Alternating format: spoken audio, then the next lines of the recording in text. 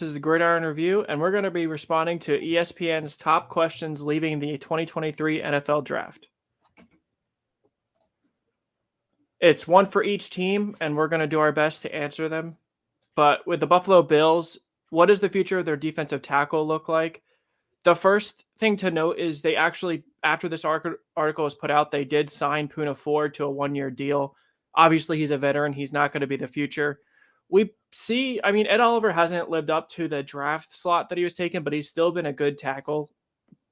I would see them possibly looking at the draft next year, or if someone ends up cutting a surprising tackle for cap reasons, you could see them pick that person up. I don't think this one's too difficult of a question. Ford should help with the run defense that might otherwise be somewhat weak. However, I would say that I am a little disappointed. The tackles fell a little bit, and Buffalo could have easily picked one up on day 3. Yeah, for me, this is just kind of a weird question because, of all the position groups you could have looked at the future of, this is kind of a weird one. I kind of looked at this question more so not from the future of it, just kind of where they sit right now. And as Zach stated, Poona Ford was signed very shortly after this article was released. My note was, if it ain't broke, don't fix it. Daquan Jones, Oliver, Jordan Phillips, Tim Settle all did a pretty nice job in the rotation that McDermott had put together for the defense last year. And then obviously Ford, and they brought in DJ Dale as a UDFA. My question for the Bills probably would have revolved something around the offensive tackle position, with Spencer Brown coming off an extremely rough season. Buffalo heavily prioritized fixing the interior of the offensive line while kind of leaving the tackle out to dry. And then just what is your linebacker play going to look like without Edmonds? And is the secondary finally ready to step up? One of those would probably have been a better question, but yeah, the linebacker comment is probably the best question. Will they be able to? They've invested in the linebacker room the past 2 drafts, but are any of them going to be replacements? Is a good point. The run defense could suffer in that way instead of the focus being on the tackle. And then with Miami Dolphins, how do Cam Smith and Devon Achane fit into the Dolphins' immediate plans? I think the Achane answer is a little bit easier. I wouldn't be surprised if he takes over the backfield sooner rather than later. Now, Miami's always going to be running a committee, but I wouldn't be shocked if the young, super electric, somewhat similar version of Mostert ends up taking the backfield. As far as Cam Smith, I don't think he does. I think that's the short answer. He's probably insurance for Ramsey and Byron Jones. I don't know if you feel differently. well, Byron Jones did get cut by them. Sorry, mixed him up with Xavier. Yeah, Xavier Howard. Yeah, that was my note too. There's a very simple way to answer this question, a very difficult. Achane is the simple. He fits the mold of a Mike McDaniel, Kyle Shanahan scheme. Cam Smith, especially with Noah I's 5th-year option being declined shortly after this article, it suggests that Smith is probably the future. The Dolphins are paying a lot of money to the cornerback room, and if Ramsey or Howard show any signs of slowing down this season, they could be out on them extremely quick. The only way I see Smith fitting into this defense this year is if they think that either he or Jalen Ramsey can play at the nickelback in sub packages. And then the question is left with what happens to Kader Kohu, who was a UDFA last year, who played significant snaps and for a UDFA played very well for the Dolphins last year.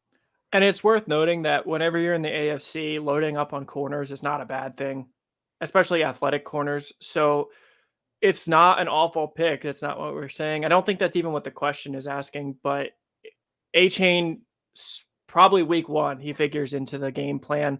And then Cam Smith is an injured reserve or a reserve player for injury and possibly nickel, but there wasn't much of that on film, if any, right?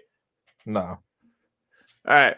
Moving on to the New England Patriots. Did the Patriots do enough to help quarterback Mac Jones and the offense?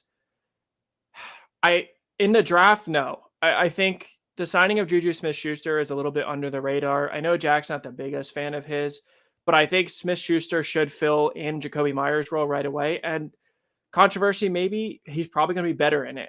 He's a little bit better after the catch than Myers. He's maybe not as athletic, but Jacoby Myers was not a great athlete. You got to expect Tyquan Thornton to have a bigger role. Now he's rail thin, so maybe those are unrealistic expectations. And they got their small, hard playing slot receiver in day 3. In the draft, they loaded up on offensive linemen because that's what New England does. They didn't draft the running back, surprisingly. Then there was no tight end addition.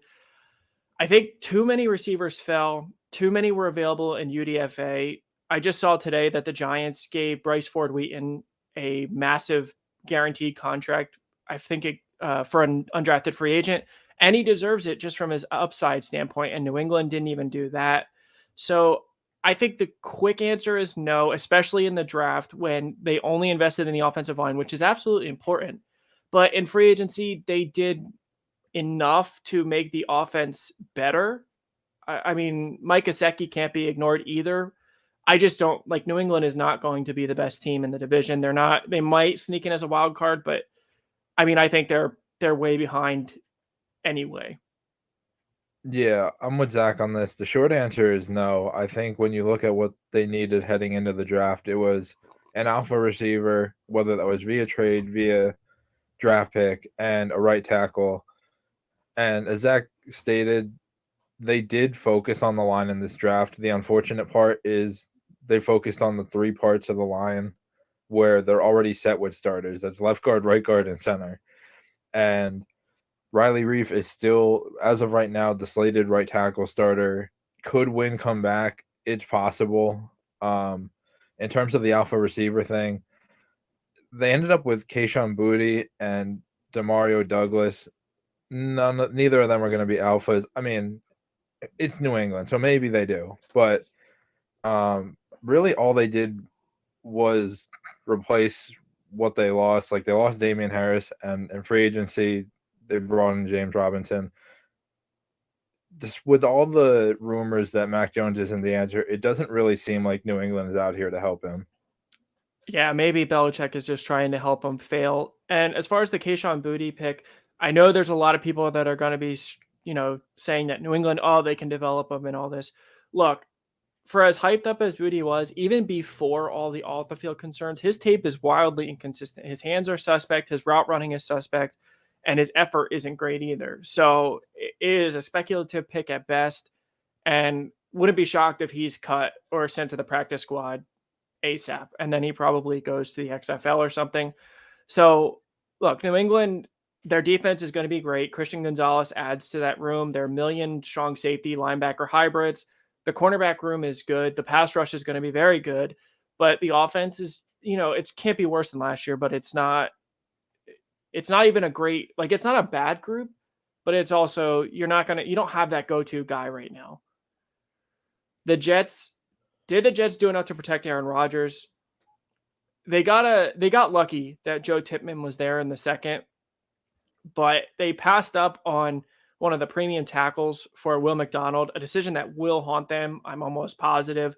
I would never guarantee anything in sports, but it's just that seems like one of the 2 or 3 worst picks in the first round, and they could have just flipped it. They could have gotten an offensive tackle in the first and a pass rusher in the second. I don't think they did. I think I'm a little surprised, given everything they gave up for Rodgers, and they didn't invest solely in him. And I don't think pass rush was even close to the biggest need for them.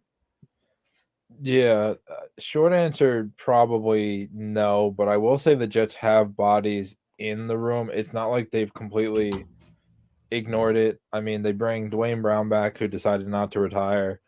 Not sure what the status of Max Mitchell is with his blood clot issue from December.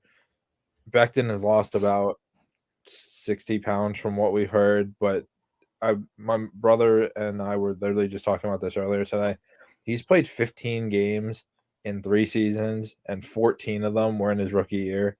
So you can't count on him for anything. Elijah Vera Tucker has played tackle before, so you could kick him to guard and move McGovern, who you just brought back on 1-year deal, to guard. They brought in Carter Warren, who's a New Jersey kid. They took a shot on him in the third after watching him at the regional workouts. They brought in Rogers' old right tackle from Green Bay, Billy Turner. But are any of these guys really the alpha that you missed out on in the draft? No. And it's not really even their fault. The trade swap with Green Bay still had them in a position to land someone like Jones until Bill Belichick decided that he was going to screw the Jets and still somehow land the cornerback one of the class. Yeah, and it's just worth noting as well that the AFC East, every team has a pretty good duo of edge rushers. New England's got Uche and Judon. Miami's got Bradley Chubb and Jalen Phillips. And then Buffalo's got Von Miller, Greg Rousseau. So the tackle is maybe even more important than the guards in that division. It'll be interesting. I expect the Jets to implement a very quick strike offense so that Rodgers isn't hit a ton. So maybe that was their thought, that they didn't need to address it, but we'll see. Baltimore, who's the Ravens' other starting cornerback? I think the underrated answer is Caillou Blue Kelly. I mean, I don't know about you. I know you really liked him, and he's probably going to be a little bit rough, but the other answer is still in free agency. There's a lot of players available that haven't been signed yet at most positions except wide receiver. And wouldn't be surprised if Baltimore just inserts a veteran late in the preseason. Yeah, to me the answer is Caillou Kelly. We had a fringe first grade on him despite him going in the fifth.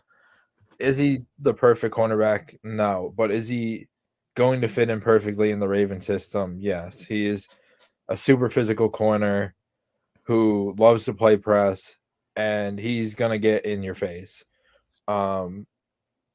The other options were mid-round picks Jalen Armour Davis and Demarion Williams from last year, and I believe 2020 pick Brandon Stevens, who's played a decent amount of snaps over the last couple of years due to all the injuries in the secondary.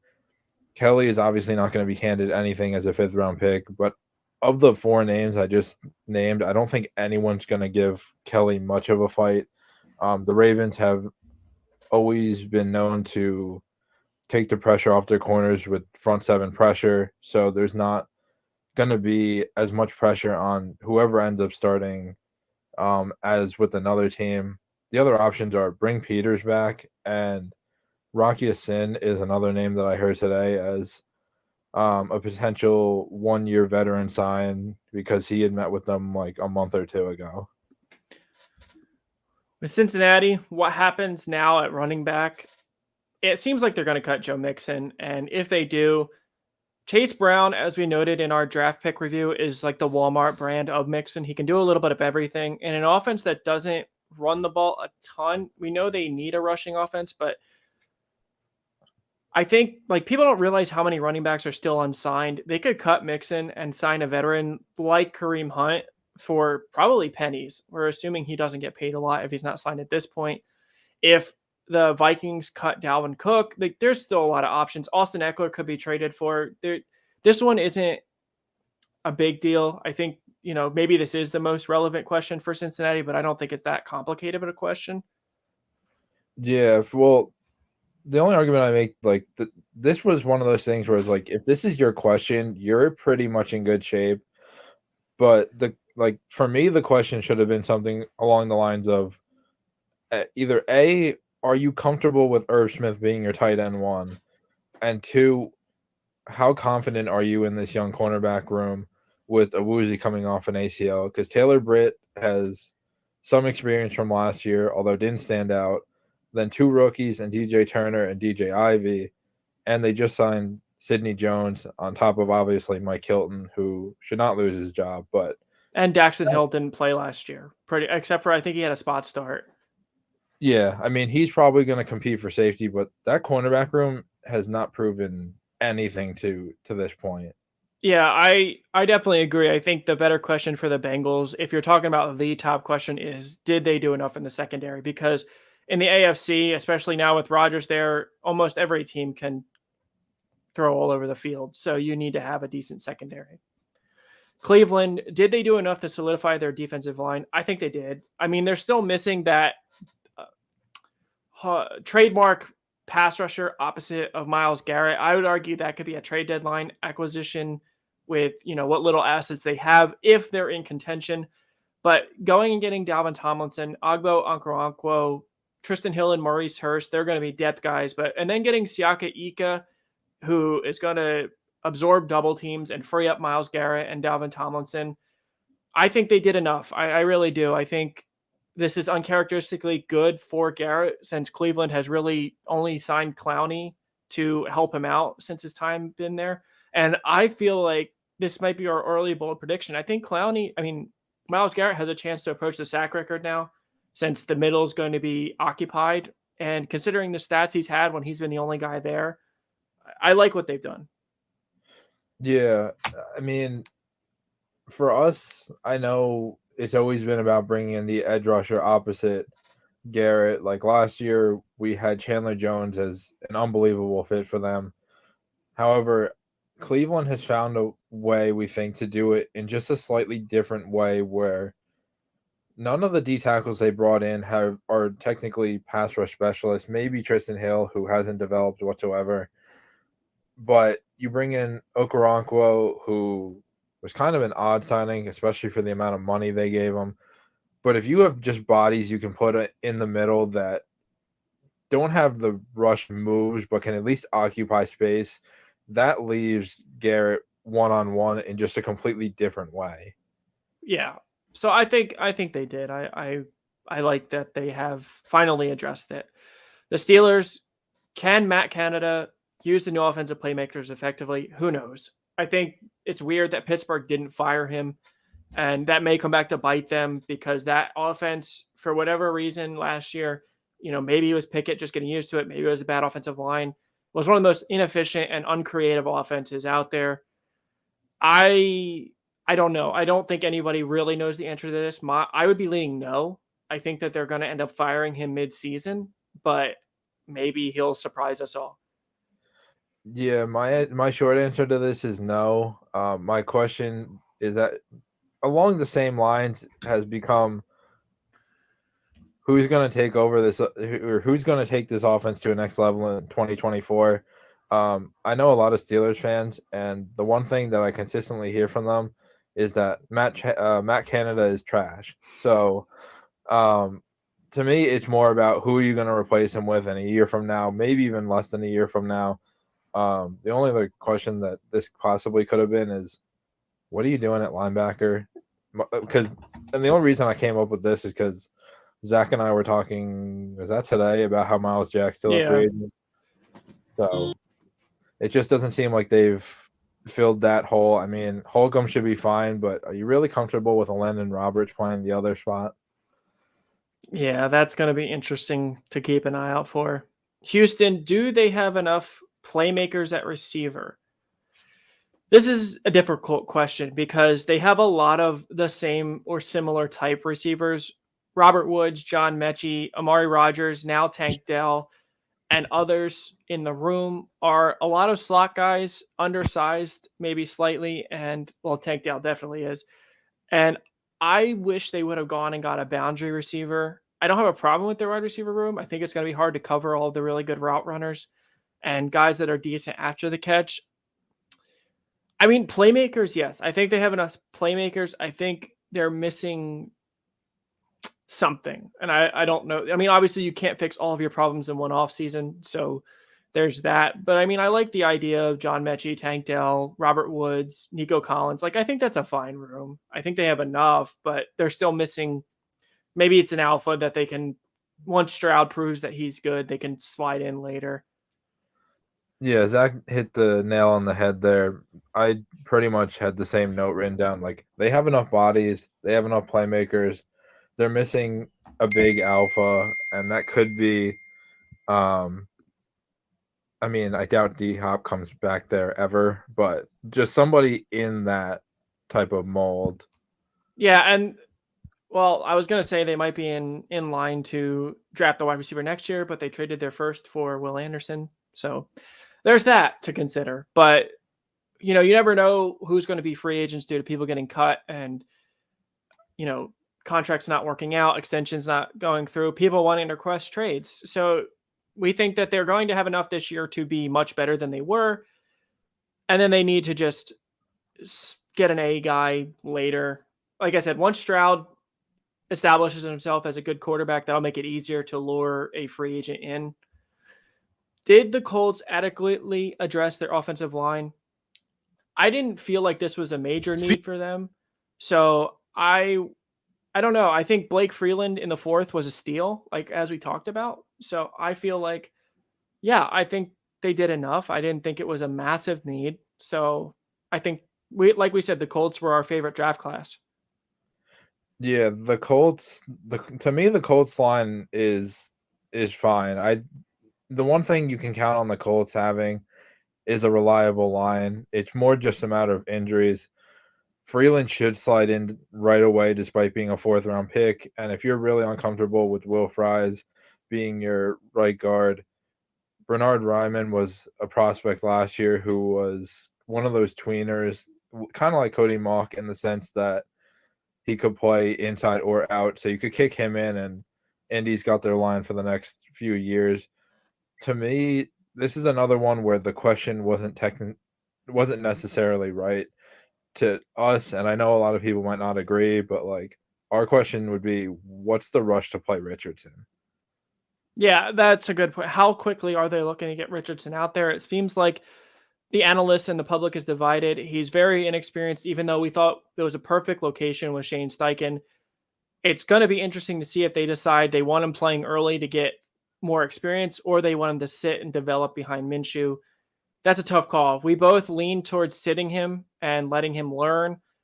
You throw a quarterback out to the Wolves like Josh Allen. Obviously, it worked out in that case, but it could also go the other way. Jacksonville Jaguars, did they do enough to help their pass rush? This is a really weird one because on paper, their pass rush should be really good. Josh Allen, Trayvon Walker, and then the guys in the middle, Devon Hamilton and Roy Robertson Harris, I think. Yeah. And, Clavon Chason obviously has never worked out. I don't think that was anywhere near the biggest need. I think, the question should be, why so many linebackers? But in all seriousness, I think their pass rush could have used probably another addition, which they didn't really do. I mean, Azir Abdullah is not really a notable addition. So I think they could have done something more, but I also don't have a problem with them just running it back with the guys they have. Yeah, I'm on board with Zach on that one. Like that was a weird question to ask for the Jags. To me, the question is, what if someone in the offensive line room or the cornerback room get hurt? Because you look at this roster, and Harrison is about to fill in for Cam Robinson, who's getting suspended, which means that Robinson is unavailable for. I know they were waiting for his B sample to determine how long he was going to be out. But if you look at the depth behind their starters, it's pretty bad. Pretty bad. And same goes for the cornerback room. And honestly, that's what's going to be the Achilles heel for the Jaguars, who went out last year and proved that they can compete. Is this going to be a Los Angeles Chargers situation where it's a talented team who gets just they their Achilles heel is their injuries?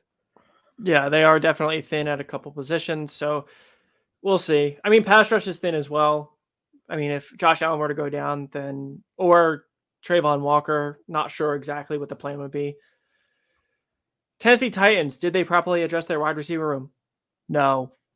It's as simple as that. It almost felt like they had a trade in the works for Hopkins or someone else, and it never materialized. Don't know what they were doing. They did pick up Jacob Copeland in UDFA, which was a good signing, but that wide receiver room is one of the worst in football after Treylon Burks. I mean, the starting three of Burks, Kyle Phillips in the slot, and I don't know who. Kenny, I think, is Yeah, the like I other guess that's not good. And obviously, you're not going to be in any rush to play Will Levis, but Tannehill is hurt all the time. So if he gets hurt and you have to start Malik Willis, that's going to get old real quick, obviously. So I don't know. I think the answer is clearly no. I mean, don't get me wrong. I like their draft, especially Skoronski, and getting Levis in the second was a good value. I mean, that's where we had him as a prospect. So but again, the theme is the teams that need receivers, they fell. A lot of them fell, and they didn't even throw a dart in the draft, really. I think they may have taken a day 3 guy, but I don't remember. Oh, yeah, there you go, Colton Dow. No. The answer is no. It's clearly no, and Titans could be in for a rough year. Yeah, Zach again hit the nail on the head. The answer is absolutely not. Colton Dowell in the 7th round is not the answer to your receiver room. We feel that they actually did more in UDFA than they did in the draft itself with the pickup of Jacob Copeland and Kyrus Jackson. But look at their draft. They drafted a primarily blocking tight end and a running back with no ACL. This was never about helping their quarterbacks. Agreed. That one's pretty simple. I think nobody would agree that nobody would say yes to that. Do the Denver Broncos have enough depth at running back?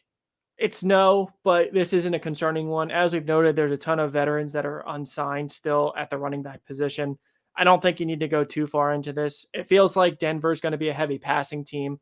So I'm not too concerned about this. P. Ryan is a good backup, even though his numbers don't suggest he's a good runner. No, I don't have an issue with this. I think they'll add another veteran. Kareem Hunt would make a lot of sense, as we noted. And, this isn't too much of a concern for me. Yeah, Zach said it. The question should be, can Russ turn it around with new head coach Sean Payton? The only other question as a defensive-minded person is, like, did they fill the holes enough on defense? To me, it's very questionable, but the offense has the firepower to go into a shootout. It's all on Russ now. Do the Chiefs have enough playmakers at wide receiver? This is far from the biggest question. The answer is yes. I think that's kind of ridiculous. Kadarius Toney, Sky Moore, Rashee Rice are all wicked after the catch. Obviously, Kadarius Toney is injury concerned, so that's something to account for. But Marquez Valdez-Scantling is there. This is not the question. There's other ones that should have been more important. They did sign Jerick McKinnon, so the running back question is kind of not there anymore. But should the Chiefs have addressed the tight end position? I think the answer is yes. And obviously, Travis Kelce is the best in football right now, and it's not really close. However, he's on the other side of 30 now, so you can't depend on his availability all the time moving forward. And their backup is Jody Forston. Is he still? I think he's still there. Jody Fortson and Noah Gray. Yeah, like that's not great. And I'm a little surprised, especially with Darnell Washington. We talked about that he was probably going.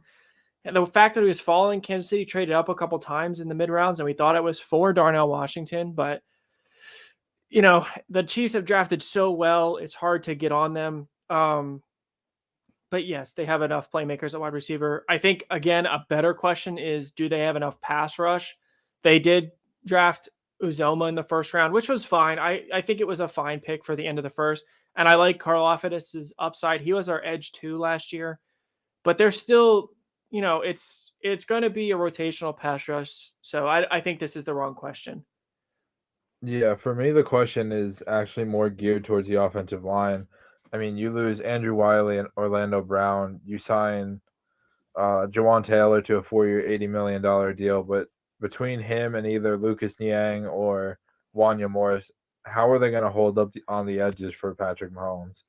Yeah, and it's worth noting that the Chiefs just won the Super Bowl with this group. I mean, you're basically exchanging Smith-Schuster for Rashee Rice, which is a fair trade-off. I don't think that's a pressing question. The Raiders, I think this is more sarcastic. No offensive lineman. Yeah, what the heck was that about? The Raiders had a really bad draft. I know a lot of people love the Tyree Wilson pick. We thought he was a second-round grade. That's what we saw. And the fact that they passed up on all the offensive linemen at pick 7, the fact that they passed up on all of the falling offensive linemen in the second round is, I mean, you don't have a quarterback that's the model of health consistency. So Josh McDaniels fired midseason, possibly, if they can. Yeah, I mean, I've been following the UDFAs a lot. McClendon Curtis out of Chattanooga and Dalton Wagner out of Arkansas are good, 2 decent UDFAs. But your line's awful. Like, for you to do more in UDFA than the draft itself, like, I get that Arizona jumped you to go get Paris Johnson.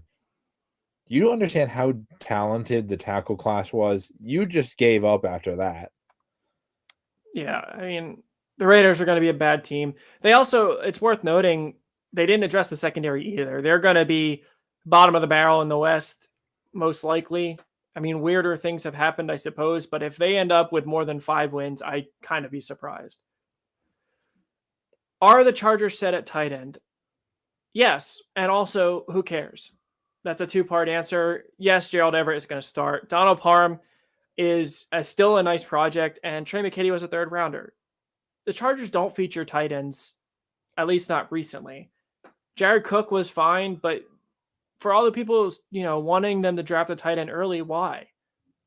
Like they run a lot of 3 receiver sets. They should be running a lot of 4 receiver sets now. Like, this isn't, again, not the right question. The better questions are they going to be able to stop the run? What's the deal with Austin Eckler? If Eckler is traded, what's the plan? Like, there's plenty of better questions here.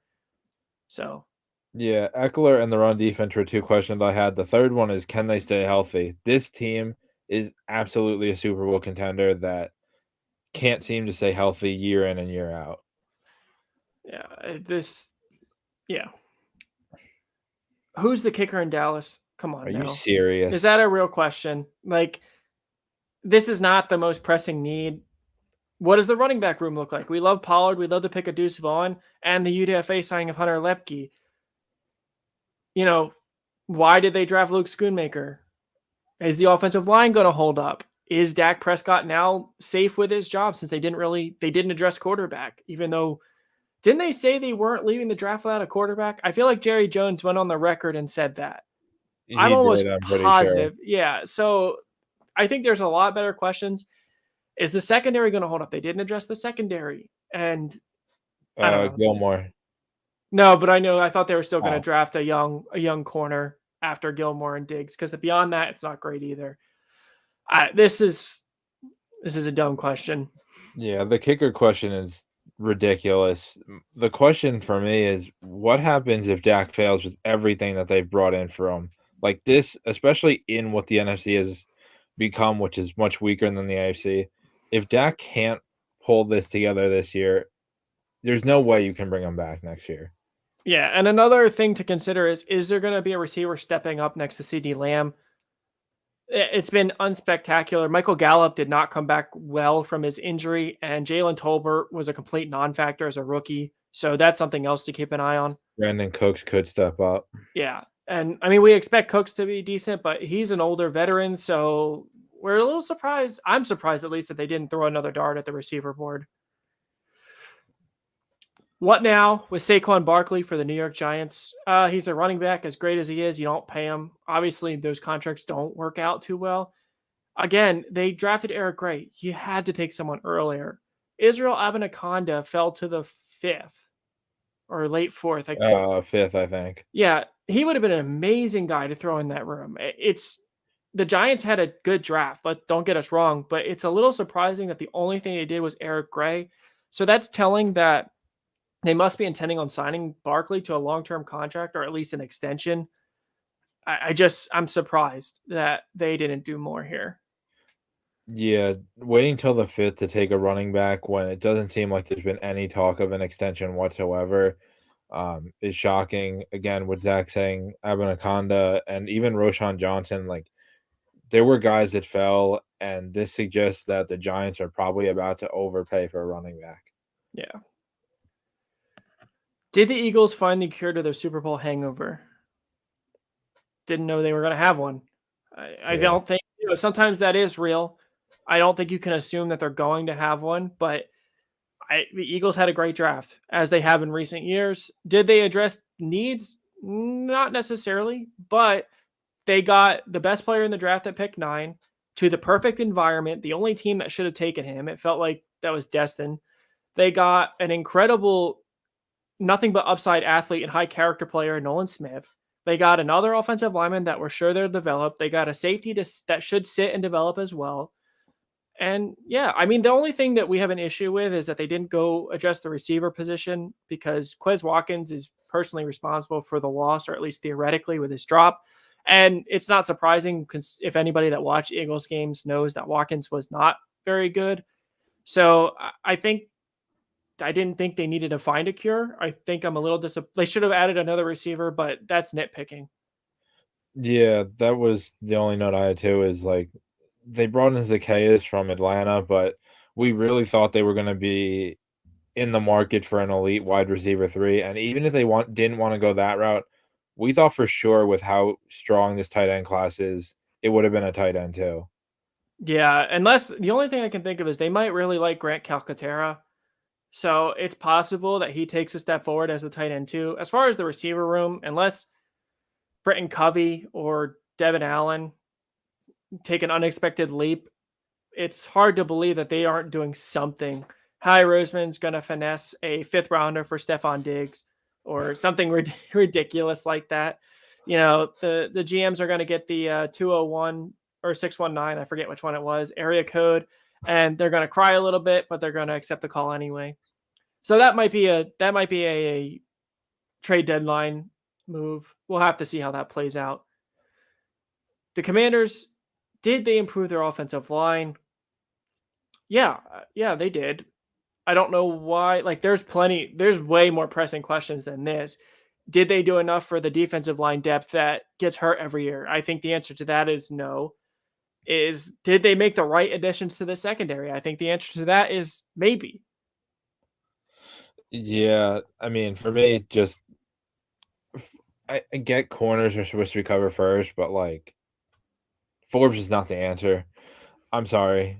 He's gonna get run at, and he's going to be a liability.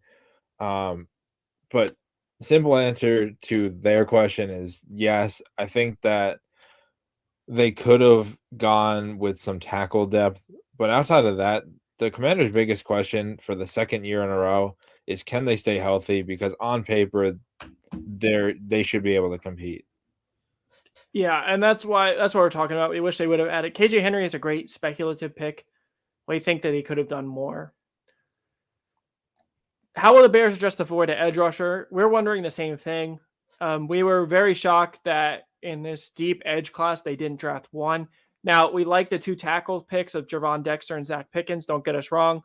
They paid a lot of money for DeMarcus Walker, who randomly had a 7-sack season last year. Didn't love that addition. Now, as this article notes, there are a lot of free agent options, or at least some decent free options still there, free agent options. But yeah, it'll be interesting. They have 2 day 3 guys starting right now. I think the Bears, again, another team that had an amazing draft. Just a little surprised they didn't throw another name in a hat. Name in the hat. Yeah, Walker, Gibson, Rasheem Green, and Robinson are young and completely underwhelming. Although Chicago could be looking at the same type of situation in Cleveland where they're trying to focus on the inside pressure to take pressure off the edge rushers, but even still, like Zach said, Gibson and Robinson are day 3 guys. How much are you truly going to be able to get out of them? Yeah, so we definitely expect a vet to sign here. Maybe a reunion with Leonard Floyd. That'll be something, just a situation to monitor.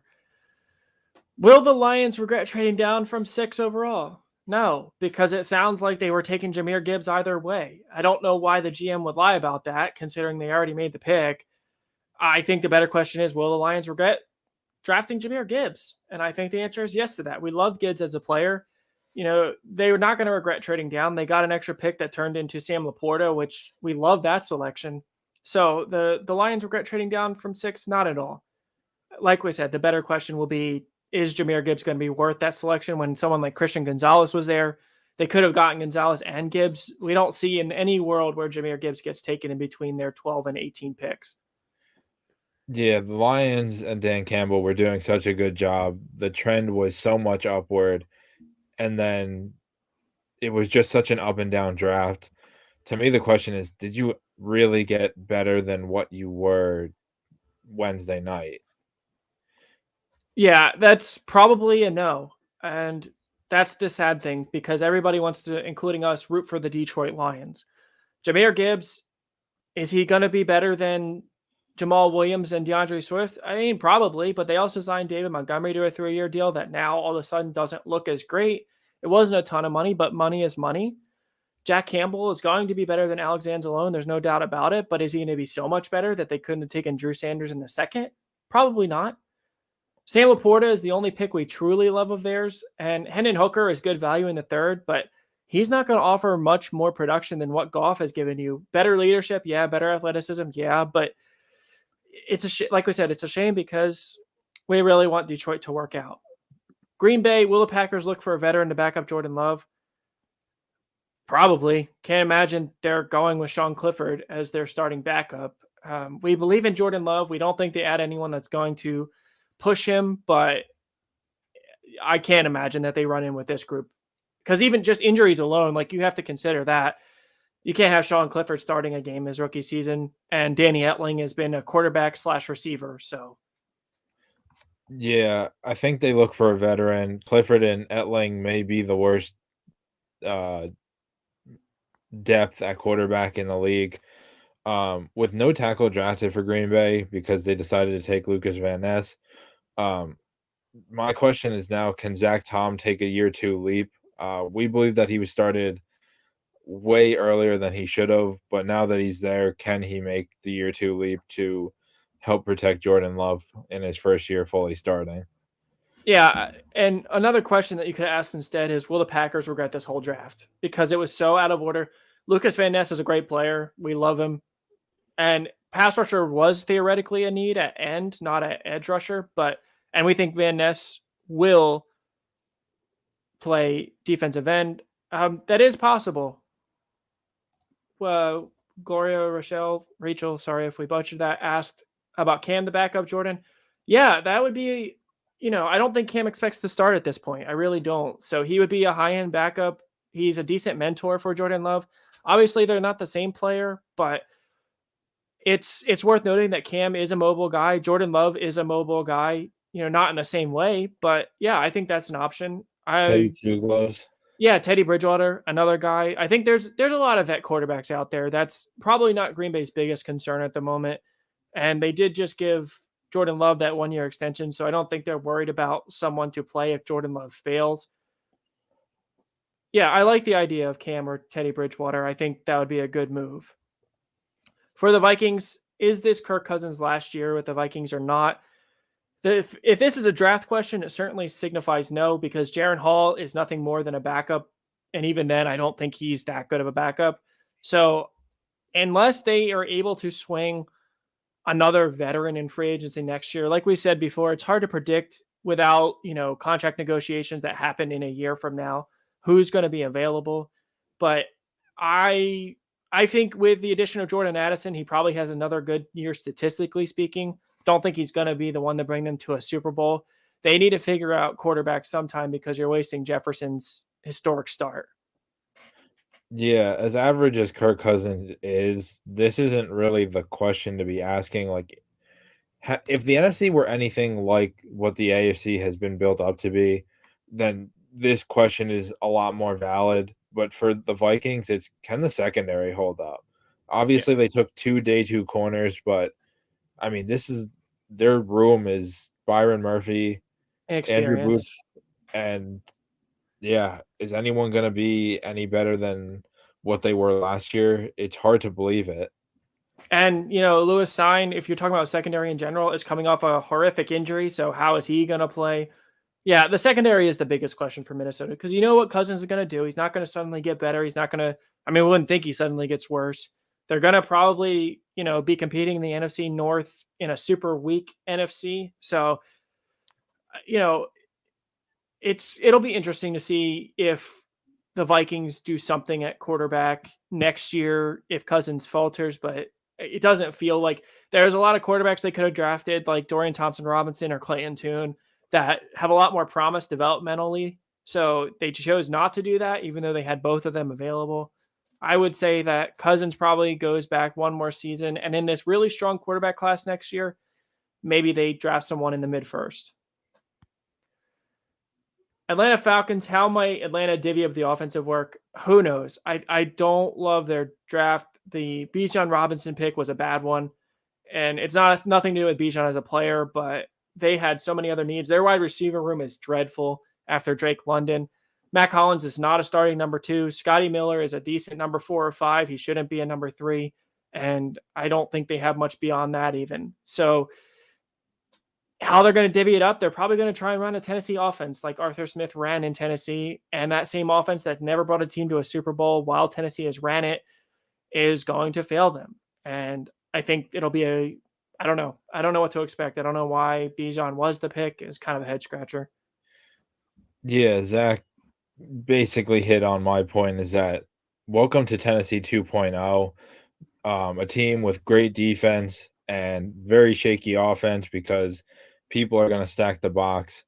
I know I'll probably get a lot of backlash for this, but Arthur Smith just seems to be a different version of Greg Roman, where he won't switch off of what he knows, even though you need to even make slight adjustments to adjust the game as it is today.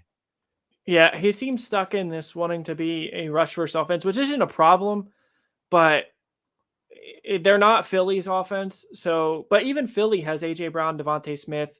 Like they're they're going to be an average NFC South team. I don't think they did. I don't think. I mean, Bijan obviously is better than Tyler Algier, but I don't think he pushes the needle for them that much. I think if anything, you've learned that running backs. Look at the teams that have won the Super Bowl in recent years, and look how much they didn't invest in the running back. Kansas City was headlined by a seventh rounder, local to me, Isaiah Pacheco, and it's a great story, and it's even a greater lesson that running backs should not be. Clyde Edwards-Helaire was a first rounder for the Chiefs, and he was sitting the bench. So, it's amazing. I think we saw a line somewhere in a commentary on the draft that the Falcons had a fifth or sixth rounder, I forget which Algier was, rush for 1,000 yards, second among rookies, and left that with the motto that they needed to improve that position. And Bijan is a great prospect, but I don't know. It's just they're going to be a disappointing team in our opinion. Carolina Panthers, how long will it take Bryce Young to move ahead of Andy Dalton on the depth chart? He's already there. I think I know teams say stuff. The Titans said that Will Levis is third on the depth chart. It's not going to stay that way. So I think Bryce Young is already ahead of Andy Dalton. The better question is, will the Panthers regret that trade up? Will Bryce Young play so well that the massive trade, including DJ Moore and 2 firsts and everything else, will it be worth it? I don't think it will. I think Bryce Young's going to be a fine pro, but I think you're going to look back on it in 10 years and say, yeah, he wasn't really worth everything they gave up for him. I don't think Andy Dalton's any real competition for Bryce Young. Yeah, everyone watched Dalton in New Orleans last year. When I saw this question, I just kind of moved on. There's no way Dalton is QB1. Yeah. Will the Saints sign a tight end after losing one during the draft? To call Adam Troutman a piece that they lost is interesting considering he's barely played. Jawan Johnson seems like he's the starter given that they extended him. Yeah, I think they probably do. The veteran tight ends are a dime a dozen. I mean, tight ends in the league are devalued anyway, so I wouldn't be shocked. They probably do. Better questions could be, did they do enough with the pass rush because they had a pretty good draft? And will they actually, I would even say that they may have improved with Isaiah Foskey and Brian Brzee. Is the offensive line going to hold up? Is Derek Carr? Did they do enough for Derek Carr? It might be even the best question. The receiver room is thin because Michael Thomas is hurt all the time.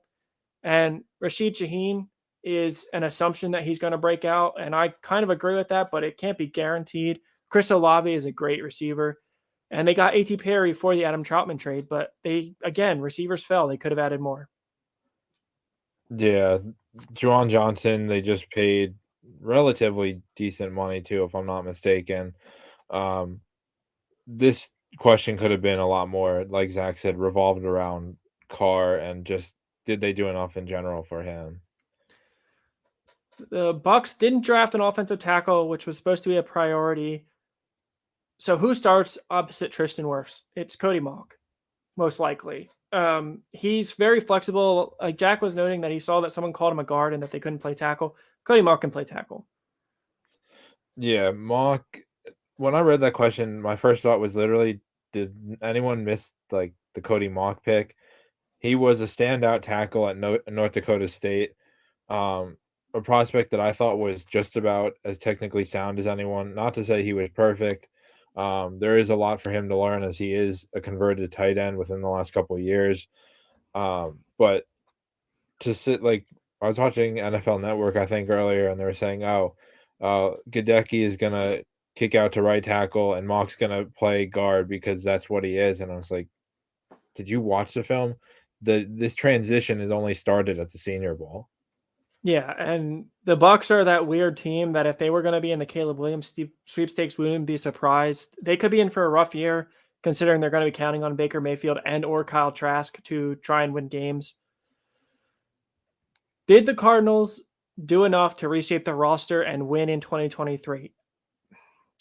I think the short, quick answer is no, but I also don't think they can be expected to be winning in 2023. Kyler Murray is going to miss most of the season, and their defense, their team is horrible. There's all across the board. And Arizona, under new GM, had a great draft, trading up for Paris Johnson. And Jesus, it's escaping me what else they did, but we know we had them ranked decently high on our draft rankings. I don't think it's fair to expect to get wins out of them. I think you just endure this year. You give Jonathan Gannon as much time. You can't fire him after one season, no matter how weird that hire was. And you just need to be patient. If you don't have a good season, guess what? You're right up there for a quarterback next year if you decide that's what you want. And they also got the first from the Texans. They have 2 firsts next year, which I should be think that's Cleveland's first, though. I don't think Houston gave up their first. Oh, I see. I read that it was Houston's because it's projected to be the first and second overall pick. I saw that too, but Houston picked second overall because of their record. They traded 12, which was from the Watson trade. No. Next year's pick. They gave up a first next year. Oh, maybe that is. Oh, okay. I mean, don't they have another first from the Watson trade next year, though? That I'm not sure about, but I know it's projected to be first and second. If it is Houston's, it's not going to be second overall. They're going to have more wins than that. And was Kyler a bust? He's better than Rosen. That's the easy way to answer that. It was the right move drafting him. It's tough. I think he doesn't help himself considering he's a diva and he's, kind of a crybaby. And I don't know. I don't think they should have paid him that contract. That's for sure. I think they definitely made a mistake there. And like we said, they may be staring at Caleb Williams in the face next season and having to make a tough decision about how to get out of Kyler's contract. Like I said, I don't think the Cardinals should be expected to win. I think they're going to be in for maybe the worst team in the league, especially if Hopkins is traded. I know the news is that he's back, but who's going to be throwing him the ball? I don't see how he stays there, but I don't think that's a fair question. Yeah, we had the Cardinals, as Zach said, ranked as one of our higher draft classes. We really did like what they did. They hit on needs, but if they play Kyler Murray this season, it's a waste. Like, even if he's ready to go, it's not worth the risk. Colt McCoy is also currently on IR, I believe. So right now you're banking on Clayton Tune, who we did like, but he does have some development to do. And there's still holes all over this team. Right outside the Rams, the Cardinals were heading into the draft probably the worst roster in all the NFL. And just to chime in on the Kyler thing, I think everyone, when they hired Cliff Kingsbury, thought that it was the best thing for Kyler because it was a college offense. Kyler was a beast in college. And I think what people failed to realize was that the college game doesn't always translate over to the pros. And you look at guys like Kingsbury and Matt Rule, and Saban, just to name a few. And regardless that Kingsbury was a quarterback's coach, offensive coordinator, whatever you want to call him, and he's even going to USC to be, I think, the quarterback coach and senior offensive assistant. But Kyler with the immaturity problems, and there's got to be some truth to it because their veteran tackle Kelvin Beachum came out earlier this offseason and stated that Kyler needs to grow up. That's not a good thing when the guy blocking for Kyler has that to say about him. And I don't think that they did Kyler any favors bringing in Jonathan Gannon. He's not offensive minded. He's young. I don't even know who he brought in as his offensive coordinator. I was And I just trying to know think on that. I don't think he brought him from Philly. I forget who it was, but I don't think I it was think it was someone. one of the guys from Cleveland. And like I know Bruce Arians is done with being a head coach, but you want to talk about trying to get the best out of Kyler. You needed to bring in a veteran like that, not another young guy with no offensive mindset at all. Yeah, and it's also worth noting that reports are that Arizona struggled to find a good coaching candidate because of Kyler. So that's just something to note. Did the Rams do enough to help out DT Aaron Donald? Yes. Yes, we love their draft. We think for having no early picks and having a ton of late round picks, they hit on every position of need. Look, Donald is probably done after this year or he's moving on. He's been talking about retirement. It seems like he's one of those guys that's not going to play until he's 35 and he doesn't feel like he needs to. I I think the answer is for what they had, yes. I think obviously with more draft picks they could have done more, and with being cash strapped like they were, free agency wasn't really an option. Now there is still veteran pass rushers like we noted earlier that they could sign, but they don't really have the money to do it. And the Rams, another team that might be in for that early pick next year, not really caring what happens this season. Yeah, the Rams are not a team that, despite all the good that they did in the draft, are gonna probably pick top 10, if not top 5. To say the answer to the question is technically yes. If you're focusing on did they do enough to help the front, yeah, Kobe Turner, Byron Young, Ochoa Mathis, Nick Hampton, developmental guys, but you did address the trenches. You addressed putting guys around Donald, but that doesn't necessarily translate to wins. Like Donald Yeah, isn't throwing the ball or anything like that. it's not like the Raiders who completely ignored positions of need. The Rams definitely did what they could. And like we said, we had the Rams draft ranked decently high because we think, given how they had no high picks, that they did very well. How will the 49ers quarterback situation play out? I think that Sam Darnold starts week one. That may be because Trey Lance isn't ready. Not really sure exactly why I feel that way. It just seems so Shanahan to bring in Sam Darnold and have him look like, how Purdy was looking last year. I think long term it is Brock Purdy. He seems like the guy won over the locker room. And it felt like when he was hurt in the playoffs that all of the momentum for the 49ers just evaporated. Now, obviously, when you're down to your third and fourth string quarterback, that happens anyway. But when you look at the reactions to him getting hurt on the sideline, it felt like he had the whole team behind him. So I think you got to trust what your players want, and that's Brock Purdy. But for the short term, I think Sam Darnold starts and Trey Lance eventually gets in there because they're going to try and showcase Lance to trade him eventually. That's my guess. Yeah, Zach basically hit on everything that I was gonna say. I had heard that Purdy has a chance of being out all year. Either him or the organization, maybe both, don't want to rush it.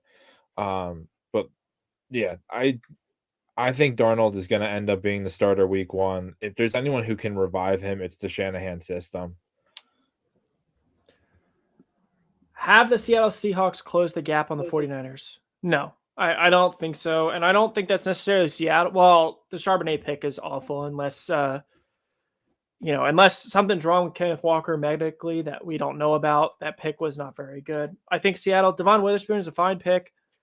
And Jackson Smith and Jigbo, if they run more three receiver sets was a need. If they don't, then they should have addressed that later. But I just think the 49ers have this system, and I don't think it necessarily matters who's at quarterback. They have a lot of run after the catch guys. They have George Kittle. They have now Christian McCaffrey. And knowing how San Francisco uses their running backs, Tyrion Davis-Price is probably going to look amazing this year. And I don't know. I think Seattle is another wild card team in a weak NFC. I don't think they got worse, but I think San Francisco is not reachable at the moment. Because I also feel like Geno Smith is a great story. I think his upside is limited. And real quick before Jack chimes in, Purdy's injury was a torn UCL, the typical baseball injury that requires Tommy John surgery.